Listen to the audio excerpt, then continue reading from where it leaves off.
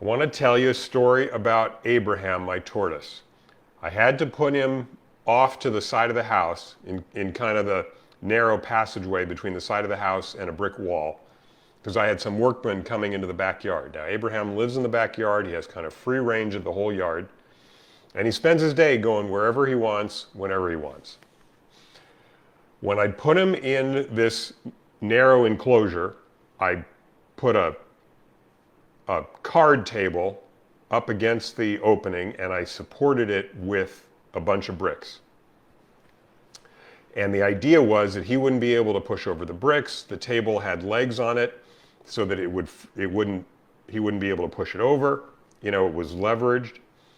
And I was sure it was going to keep him for the several hours that it would take for the workmen to do what they had to do.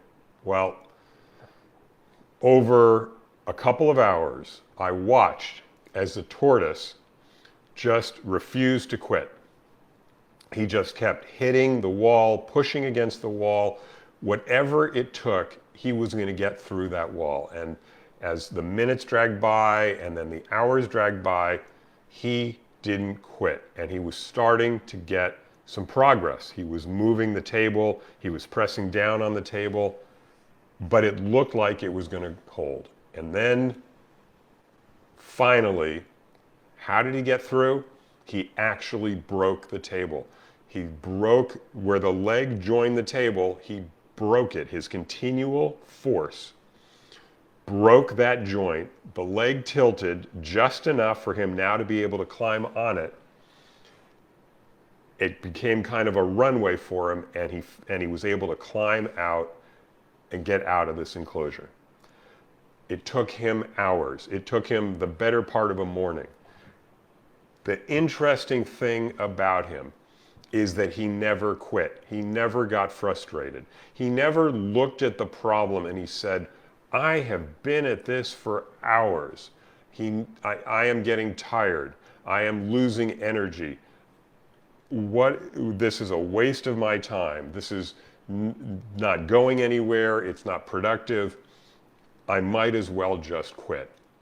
He never said that. In fact, whenever I've tried to put something in front of him, he actually seems to go after the obstacle first. He is more excited about getting through that obstacle than anything else that's going on. At least that's how it seems. Maybe that's some anthropomorphism. But what's fascinating about it, and what I've really learned from him, what I've really started thinking about from him, is this idea that he could just keep going, that he never got frustrated. He never seemed to get tired. What has the tortoise got that I don't have? What does the tortoise have that you and I don't have? The tortoise doesn't have an ego. He actually doesn't really have a sense of time. He doesn't have a watch. He can't look at the watch and say, wow, we've been at this for 15 minutes and we're getting nowhere. I've been at this for an hour and I'm getting nowhere. I've been at this for a day. I've been at this for a week, a month, a year. He does what he does. Earlier in his life, when we first moved him out of an aquarium that was in the house into the backyard, it was a dry aquarium. He's not a turtle. He doesn't need any water. He had sand in the bottom, but it was more of a terrarium, I guess is a better word. When we moved him out of the terrarium into the backyard, I put him in a circular pen. He was about the size of your hand, about this, about the size of a hand, about this big. And what did he do? He spent his days walking in a circle around as far outer edge as he could, right up against the fence. He spent his days climbing the fence every single day. He would climb up it. He would use his tail to kind of prop himself. He would use a leg to prop himself. He was going to figure out a way out of this enclosure. He just kept at it day after day after day. He never quit. It was like his life mission was to get out of that enclosure. So again, going back to the question, what does a tortoise have that you and I don't have? He doesn't have a watch. He doesn't have a sense of time. He doesn't have an ego that says, I should be smarter than this. I should figure this out by now. I should be out of here. He doesn't have the word should in his vocabulary. Now, does he get tired? Does he get physically tired? He's a living being. He has a limited amount of energy based on the metabolism of his body, on the amount of calories he takes in. Absolutely, he gets physically fatigued. But I also wonder how much his fatigue is not so much a product of his mental message, of what he's telling himself internally, and how much of it is really just the biological fact of his body getting tired, of his cells needing more energy, of his muscles needing to replenish. Because he does sleep. He's a cold-blooded creature. By the way, one of the things that tortoises don't have going for them is that they're cold-blooded. They're limited to being able to operate only when it's warm out. So when it's cold, he hunkers down. He literally pulls into his shell. He has a hole that he lives in. He goes into the hole and he stays there. And that's another question. He goes into that hole and he'll stay there for days. If it's cloudy, if there's rain for 2 or 3 days at a time here in Southern California, he will just stay in that hole. Does he get tired? Does he get frustrated? Does he get worried he's never going to come out of the hole? I don't think so. I think he totally lives in the moment, in the present tense. He sticks his head out. He says, it's still cold. He pulls his head back in. He opens his eyes. It's still cold. He closes his eyes. And then when it's finally reaching sort of a critical level of temperature, the temperature's hit a certain threshold, he drags himself out of the hole just enough so that he can catch the sunlight. His whole body will come out into the hole, into the sun, and then he'll just sort of stick his neck out, and he can spend an entire day in that position, just letting the sun warm him. And it seems like this is a cumulative behavior, because after a day or two of this, he'll have enough energy to then start moving around. Usually by the afternoon, after his body has warmed up again, he will start moving around, foraging for food, exploring the entire area of his domain, my backyard. So the question we really get to ask ourselves, because we are human beings, we are able to draw conclusions from, we see cause and effect, we live in both the past, present, and future, is we can ask ourselves, what does the tortoise, how can I be more like the tortoise? How can I say to myself, you know what, my job isn't to should myself. My job isn't to say I should be at a certain place in my life. I should have accomplished X. My job is to simply keep working it. Keep working the problem. Keep trying. Keep pushing ahead.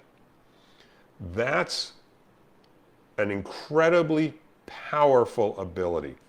Another example I think of, if you're a Shawshank Redemption fan, then you know that the lead character, whose name is escaping me, spends an inordinate amount of time doing repetitive actions, right? We see him develop a chess set.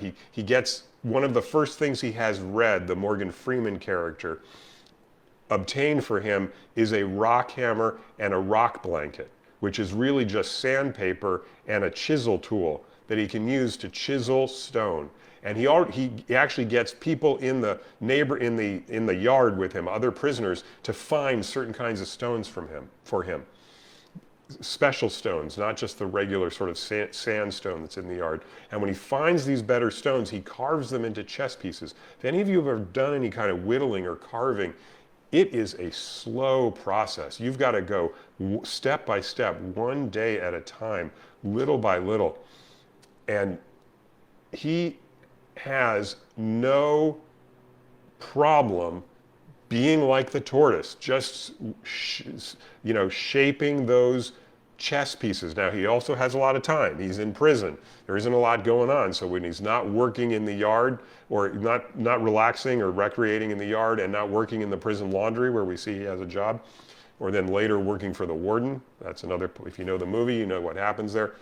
He is working on his chess set, on whittling his pieces. And of course, by the end of the movie, we learn that he has also spent a tremendous amount of his time chiseling his escape route.